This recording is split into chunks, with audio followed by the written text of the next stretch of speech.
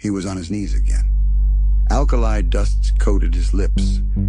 The sun had dipped behind the ridge, casting long knife-edged shadows across the dry wash.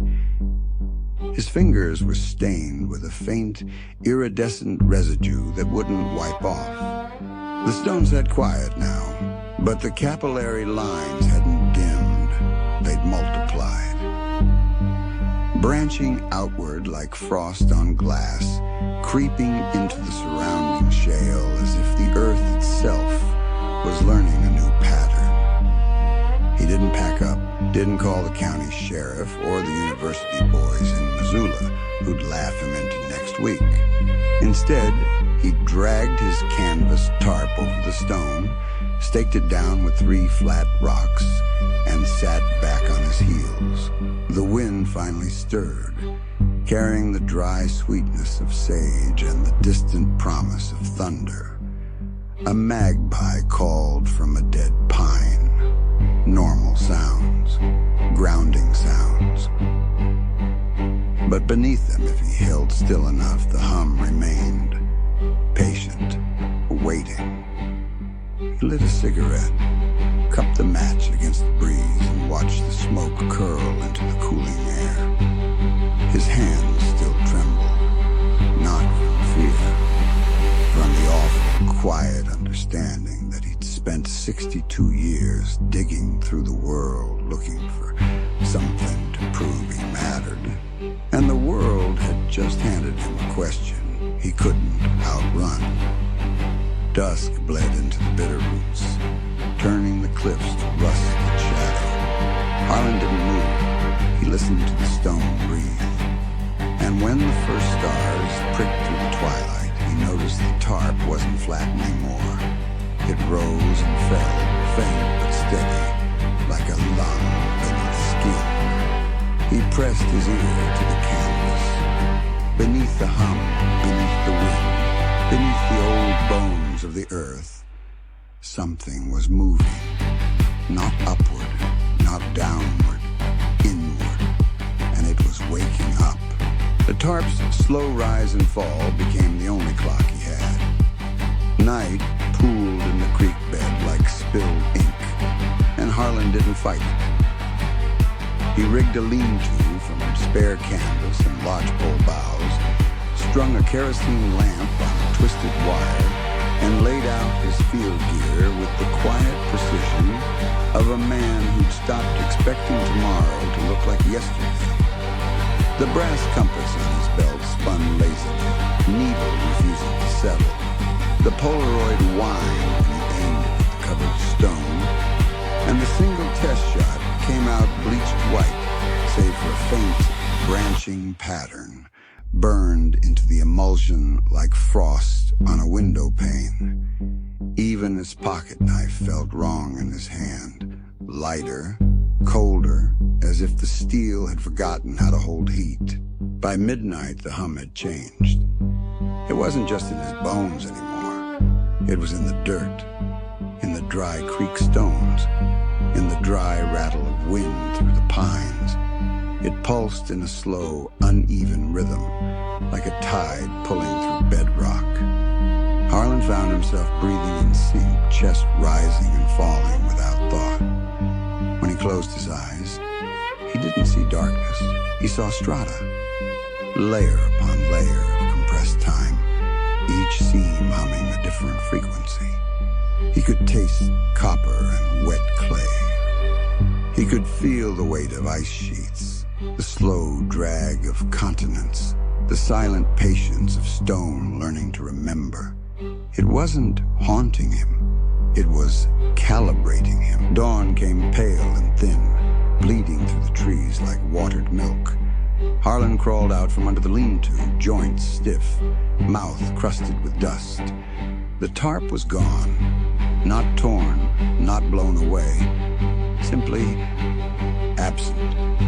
In its place, the stone lay fully exposed, but it had changed. The capillary lines had spread beyond its edges, threading through the shale and sandstone like roots seeking groundwater. They glowed faintly, a soft, bioluminescent blue that didn't cast where the lines touched the earth. The soil had crystallized into delicate, fern-like fractals. Harlan knelt. His knees cracked. He didn't care. He reached out. This time he didn't hesitate. His palm met the surface, and the world didn't fold. It unfolded. He wasn't pulled into a vision. He was anchored to one. He felt the stone's awareness, vast and slow, like a mountain learning to dream. It showed him not images, but resonances. The click of tectonic plates, the sigh of ancient forests collapsing into peat. The silent orbit of a moon that hadn't existed for 300 million years. And beneath it all, a question. Not spoken, not thought. Felt. Are you listening? Harlan didn't answer with words. He couldn't. He answered by staying. By pressing his forehead to the warm stone. By letting the hum tune his nerves. His breath. His blood. When he finally pulled back, hours had passed. The sun hung high and white. The fractal patterns had spread to the base of the nearest pine, its bark now traced with faint silver veins. He packed nothing, threw nothing away. He simply sat back on his heels, wiped the grit from his face, and picked up his pick, not to break, to follow. The bitter roots held their breath. And Harlan, for the first time in 62 years, stopped digging for answers. He started digging for the question.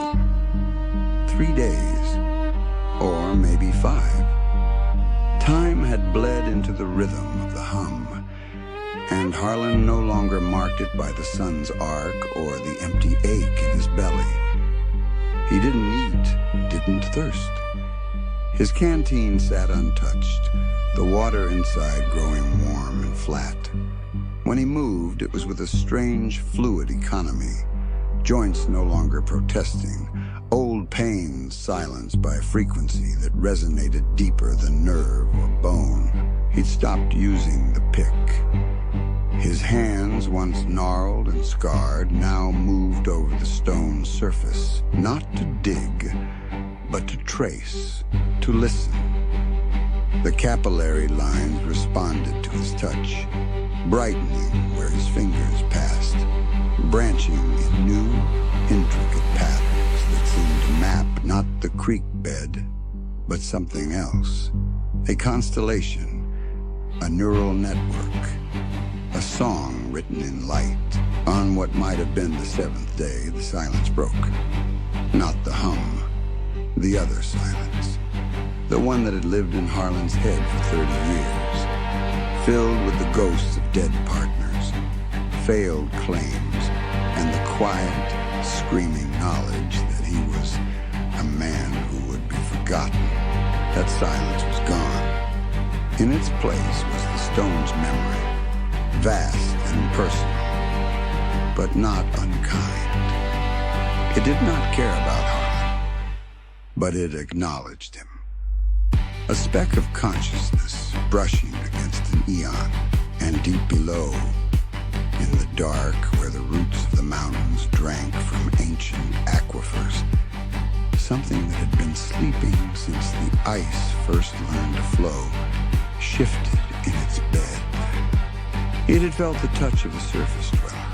It had heard the fragile, fleeting signal of the other man's fear, and it began, very slowly, to dream of the sky again.